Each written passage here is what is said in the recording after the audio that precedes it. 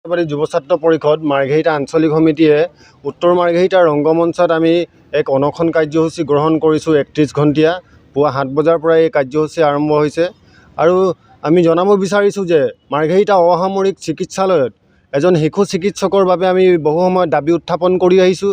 যিহেতু ইয়াত মাৰ্ঘেৰিটাত বসবাস কৰা সৰ্বসাধাৰণ ৰাইজে যেতিয়া তেখেতসকলৰ শিশুসকলৰ চিকিৎসাৰ বাবে উক্ত চিকিৎসালয়ত যেতিয়া যায়, কিন্তু কোনো ধৰণৰ চিকিৎসক নথকাৰ বাবে বহু সমস্যাৰ সন্মুখীন হৈ আহিছে।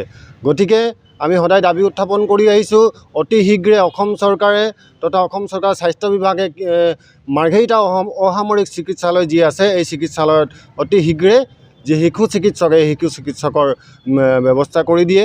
এজন শিশু চিকিৎসক নিযুক্তি আমি দাবী উত্থাপন কৰিছোঁ।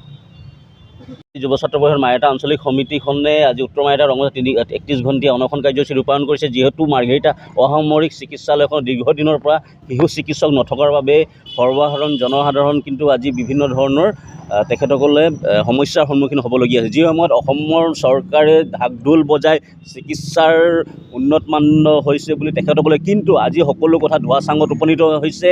মুখ্যমন্ত্ৰী হিমন্ত বিশ্ব শৰ্মাৰ অকৰ্মণ্যতাৰ বাবে আজি মাৰ্ঘেৰিটা অসামৰিক চিকিৎসালয়খনত এজনো শিশু চিকিৎসক নথকা এয়া কিন্তু এটা পৰিতাপৰ বিষয়। গতিকে অসম চৰকাৰক আমি সকীয়াই দিছোঁ, অতি শীঘ্ৰে মাৰ্ঘেৰিটা অসামৰিক চিকিৎসালয়খনত শিশু বিশেষজ্ঞ এজন আমাক লাগিব, অন্যথাই কিন্তু অসম জাতীয়তাবাদী যুৱ ছাত্ৰ পৰিষদে তীব্ৰ গণ আন্দোলন কৰিবলৈ বাধ্য হ'ব।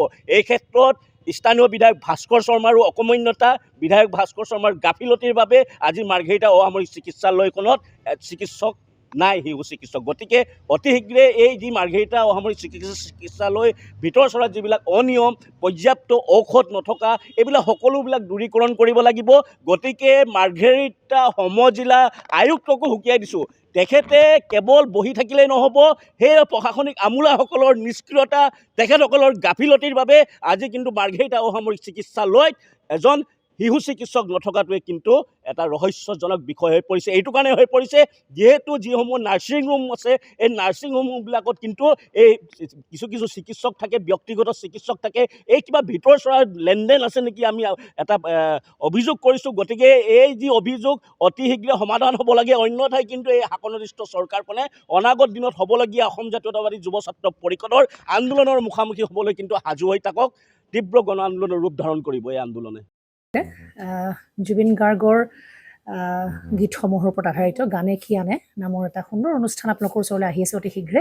অহা 15 আগষ্টৰ পৰা ধেমাজিৰ পৰা প্ৰথম অডিশ্যন আৰম্ভ হ'ব আৰু সেই অডিশ্যনৰ যোগেদি বিভিন্ন কণ্ঠশিল্পীসকলে যিসকলে এই অনুষ্ঠানত যোগদান কৰিব বিচাৰে তেওঁলোকে এই অডিশ্যনৰ যোগেদি আগবাঢ়ি আহক আৰু জুবিন গাৰ্গৰ বহুত ভাল লগা গান আমি সদায় শুনি আহোঁ।